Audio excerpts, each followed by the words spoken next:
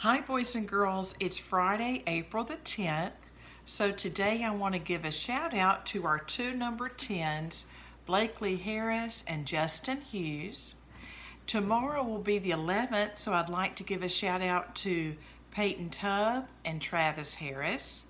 And Sunday will be the 12th, and so I want to give a shout out to Kayla Mathis and Trey Maryland. Hey guys, plus I want to give a really special birthday shout out to Jerry Randall. His birthday is this Sunday, which is Easter Sunday, April the 12th. Happy birthday, Jerry. Guys, I hope your week has been good, and we'll have some more good assignments next week. But let's enjoy this Friday, the last day of spring break. And I'm going to read chapter 2 in Little House on the Prairie, which is Crossing the Creek. And there you see a little bit more this way. Pet and Patty began to trot briskly as if they were glad too. Remember, the family had seen water ahead. Laura held tight to the wagon bow and stood up in the jolting wagon. Beyond Paul's shoulder and far across the waves of green grass, she could see the trees, and they were not like any trees she had seen before. They were no taller than bushes. "Whoa," said Paul suddenly. "Now which way?" he muttered to himself. The road divided here, and you could not tell which was the more traveled way. Both of them were faint wheel tracks in the grass. One went toward the west, the other sloped downward a little toward the south. Both soon vanished in the tall blowing grass. "Better go downhill, I guess," Paul decided. "The creek's down in the bottoms. Must be this is the way to the ford." He turned Pet and Patty toward the south. The road went down and up again over gently curving land. The trees were nearer now, but they were no taller. Then Laura gasped and clutched the wagon bow, for almost under Pet's and Patty's noses there was no more blowing grass. There was no land at all. She looked beyond the edge of the land and across the tops of trees. The road turned there. For a little way, it went along the cliff's top, then it went sharply downward. Paul put on the brakes. Pet and Patty braced themselves backwards and almost sat down. The wagon wheels slid onward, little by little lowering the wagon farther down the steep slope into the ground. Jagged cliffs of bare red earth rose up on both sides of the wagon. Grass waved along their tops, but nothing grew on their seamed, straight up and down sides. They were hot, and heat came from them against Laura's face. The wind was still blowing overhead, but it did not blow down into this deep crack in the ground. The stillness seemed strange and empty. Then once more the wagon was level.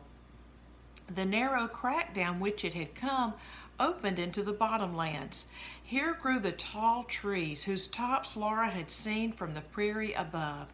Shady groves were scattered on the rolling meadows, and in the groves deer were lying down, hardly to be seen among the shadows.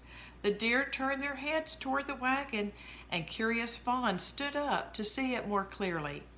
Laura was surprised because she did not see the creek, but the bottomlands were wide.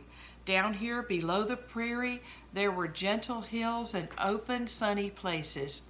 The air was still and hot.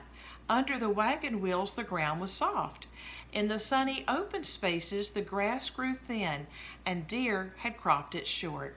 For a while, the high, bare cliffs of red earth stood up behind the wagon, but they were almost hidden behind hills and trees when Pet and Patty stopped to drink from the creek.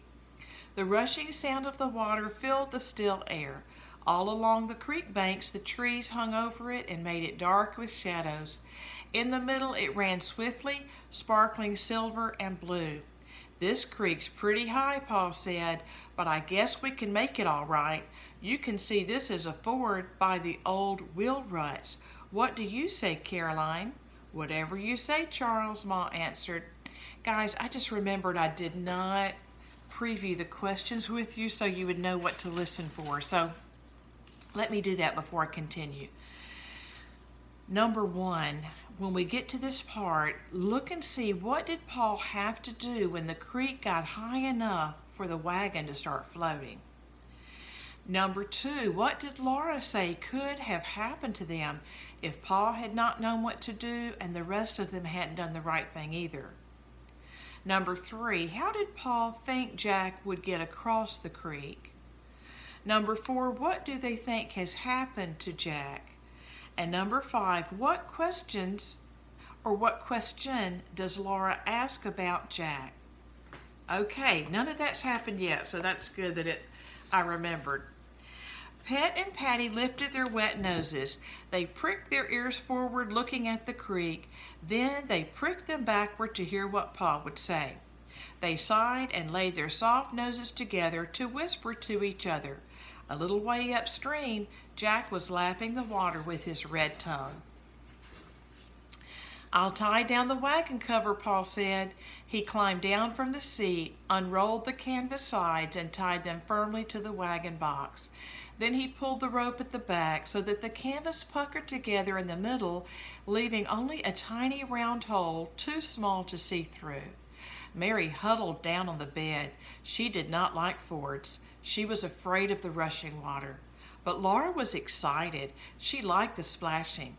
Paul climbed to the seat, saying, "They may have to swim out there in the middle, but we'll make it all right, Caroline." Laura thought of Jack and said, "I wish Jack could ride in the wagon, Paul." Paul did not answer. He gathered the reins tightly in his hands. Ma said, "Jack can swim, Laura. He will be all right." The wagon went forward softly in mud. Water began to splash against the wheels. The splashing grew louder. The wagon shook as the noisy water struck at it. Then all at once the wagon lifted and balanced and swayed. It was a lovely feeling. The noise stopped and Ma said sharply, "Lie down, girls." Quick as a flash, Mary and Laura dropped flat on the bed. When Ma spoke like that, they did as they were told. Ma's arm pulled a smothering blanket over them, heads and all. "Be still, just as you are. Don't move," she said. Mary did not move. She was trembling and still. But Laura could not help wriggling a little bit. She did so want to see what was happening. She could feel the wagon swaying and turning. The splashing was noisy again, and again it died away. Then Paul's voice frightened Laura. It said, "Take them, Caroline." The wagon lurched. There was a sudden heavy splash beside it. Laura sat straight up and clawed the blanket from her head. Paul was gone. Ma sat alone, holding tight to the reins with both hands. Mary hid her face in the blanket again, but Laura rose up further. She couldn't see the creek bank. She couldn't see anything in front of the wagon but water rushing at it. And in the water, 3 heads. Pet's head and Patty's head and Paul's small wet head. Paul's fist in the water was holding tight to Pet's bridle. Laura could faintly hear Paul's voice through the rushing of the water. It sounded calm and cheerful, but she couldn't hear what he said. He was talking to the horses.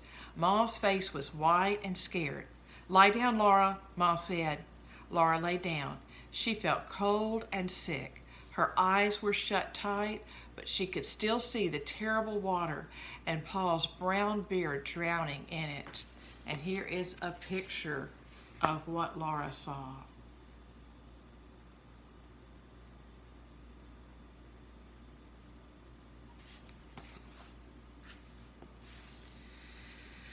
For a long, long time, the wagon swayed and swung, and Mary cried without making a sound, and Laura's stomach felt sicker and sicker. Then the front wheels struck and grated, and Paul shouted. The whole wagon jerked and jolted and tipped backward, but the wheels were turning on the ground. Laura was up again, holding to the seat.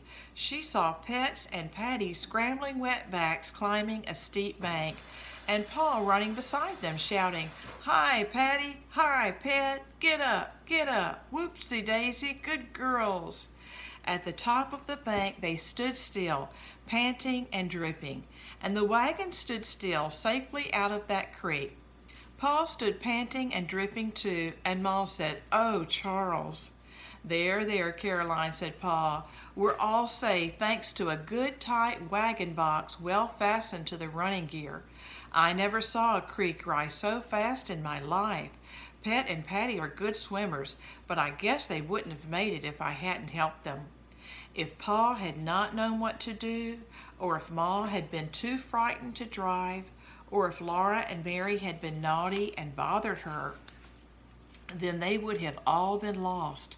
The river would have rolled them over and carried them away and drowned them, and nobody would ever have known what became of them. For weeks, perhaps, no other person would come along that road. Well, said Pa, all's well that ends well. And Ma said, Charles, you're wet to the bone. Before Pa could answer, Laura cried, Oh, where's Jack? They had forgotten Jack. They had left him on the other side of that dreadful water, and now they could not see him any more. He must have tried to swim after them, but they could not see him struggling in the water now. Laura swallowed hard to keep from crying. She knew it was shameful to cry, but there was crying inside her. All the long way from Wisconsin, poor Jack had followed them so patiently and faithfully, and now they had left him to drown. He was so tired, and they might have taken him into the wagon. He had stood on the bank and seen the wagon going away from him as if they didn't care for him at all, and he would never know how much they wanted him. Pa said he wouldn't have done such a thing to Jack, not for $1,000,000. If he'd known how that creek would rise when they were in midstream, he would never have let Jack try to swim it.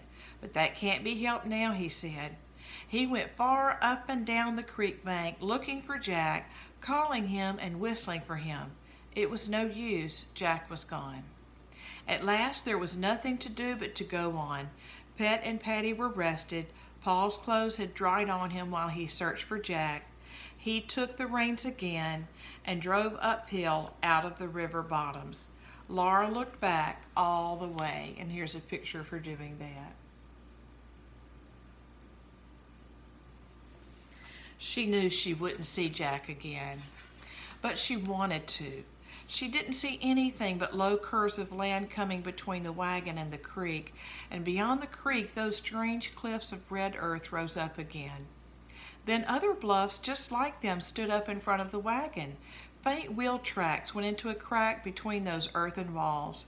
Pet and Patty climbed till the crack became a small grassy valley, and the valley widened out to the high prairie once more. No road, not even the faintest trace of wheels or of a rider's passing, could be seen anywhere. That prairie looked as if no human eye had ever seen it before. Only the tall wild grass covered the endless empty land, and a great empty sky arched over it.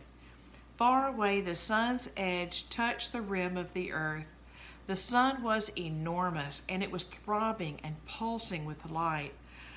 All around the sky's edge ran a pale pink glow, and above the pink was yellow, and above that blue. Above the blue the sky was no color at all.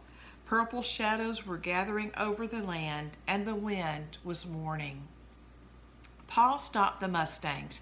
He and Ma got out of the wagon to make camp, and Mary and Laura climbed down to the ground too. Oh, Ma, Laura begged, Jack has gone to heaven, hasn't he? He was such a good dog. Can't he go to heaven? Ma did not know what to answer, but Pa said, Yes, Laura, he can. God that doesn't forget the sparrows won't leave a good dog like Jack out in the cold. Laura felt only a little better. She was not happy. Pa did not whistle about his work as usual, and after a while he said, And what we'll do in a wild country without a good watchdog, I don't know. Okay, be sure you've got your piece of paper ready. Here is the first question. Number 1. What did Pa have to do when the creek got high enough for the wagon to start floating?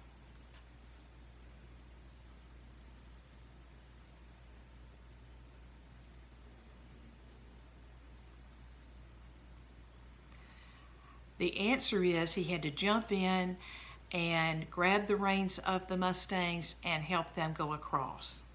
Number 2, what did Laura say could have happened to them if Paul had not known what to do, or if any of the rest of them had not done what they were supposed to do?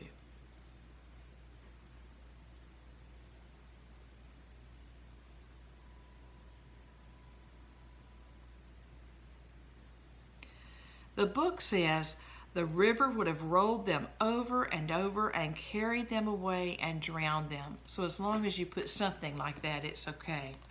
Number 3, how did Paul think Jack would get across the creek?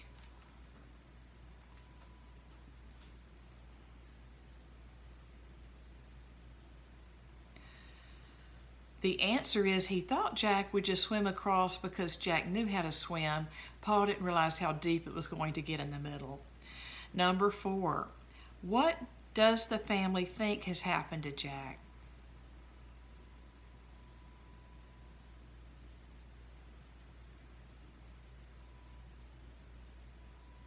The answer, they think he drowned. And number 5, what question does Laura ask about Jack?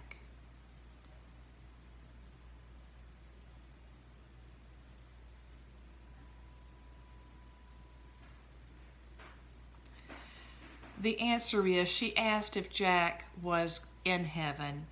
And Ma didn't know exactly what to say, but Paul said, Paul said, I loved his answer. He said, yes, Laura, he can. God that doesn't forget the sparrows won't leave a good dog like Jack out in the cold.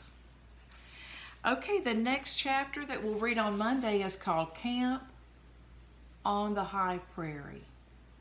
You can tell how flat it is and that there were hardly any trees. Have a great weekend. I'll see you Monday.